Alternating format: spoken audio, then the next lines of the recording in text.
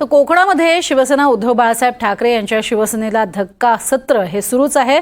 संगमेश्वर चिपळूण या विधानसभा मतदारसंघाचे माजी आमदार सुभाष बने 15 फेब्रुवारी रोजी उपमुख्यमंत्री एकनाथ शिंदेंच्या उपस्थितीत धनुष्यबाण हाती घेणार आहेत।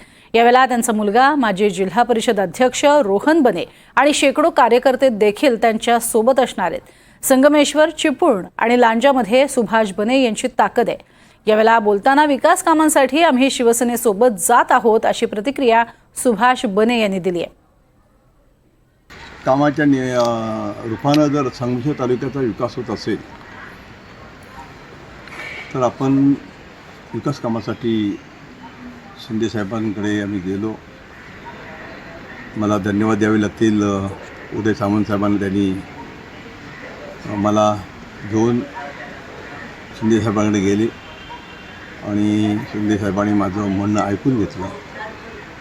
त्यांनी कोणत्या प्रकारचे आडवेळ न घेता मला पक्षात प्रवेशाची भूमिका स्वीकारलेली आहे।